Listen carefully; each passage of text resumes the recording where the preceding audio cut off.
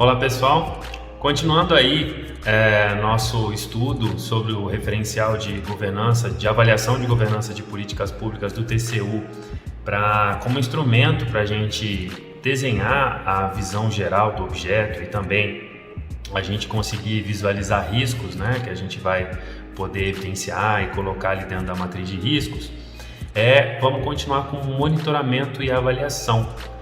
Bom, então, monitoramento e avaliação, ele está formalmente dentro do ciclo de uma política pública, né? Então, quando esse problema entrou na agenda, depois ele teve alguma formalização, alguma formulação de uma política pública, foi tomada a decisão ali pela política pública e implementada, ali antes da política pública finalizar o seu ciclo, ela precisa ser monitorada e avaliada. Então, o que a gente está falando?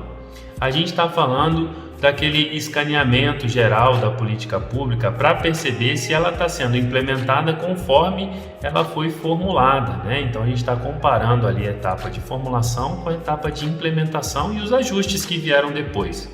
Então, o que a gente está falando?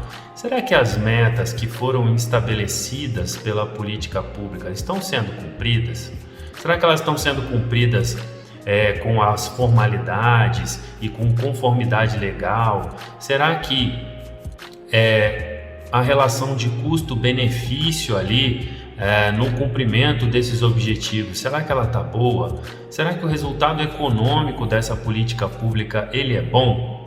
Será que eu tenho nexo de causa e efeito entre as intervenções que eu tenho e os impactos ali naquele problema coletivo que a política pública ela quer tratar? Então são essas as questões que eu tenho em monitoramento e avaliação. Outra coisa importante é avaliar se os gestores estão usando esses resultados aí que saem da política pública, né, do monitoramento e da avaliação, para retroalimentar todo o sistema, que é fazer algumas alterações, tanto nas metas quanto no mecanismo aí de execução da política pública, para que ela melhore, né? Para que a gente tenha aquela sensação de melhoria contínua.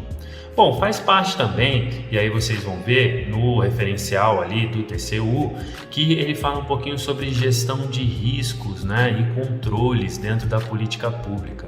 A gente falou um pouquinho sobre gestão de riscos e controles lá em organizações públicas, né, que é quando a própria organização escaneia seus processos internos ali para ver o que pode dar errado naquilo e como ela pode adotar medidas, né, que a gente vai chamar de controles, para que não aconteça aí nenhum evento indesejado nos seus objetivos, que vão atrapalhar os seus objetivos.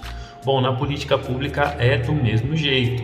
Então a gente separa ali em torno daquele problema que a gente deve, aquela intervenção que quer tratar o problema coletivo, e a gente precisa ver se os objetivos, se eles têm seus riscos, né, aquilo que podem afetá-los negativamente, bem gerenciados, com controles bem feitos pela própria organização ou as várias organizações que executam essa política pública.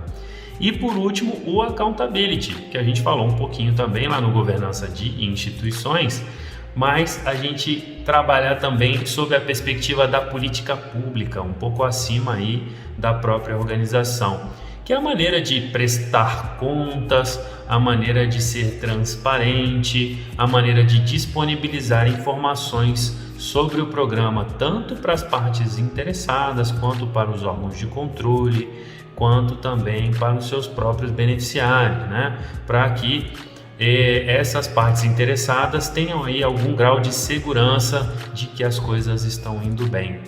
Então, uma boa prática que a gente tem aí na parte de accountability é que transparência total gera confiança total por parte das partes interessadas aí. Bom, é isso aí. Boa leitura para vocês.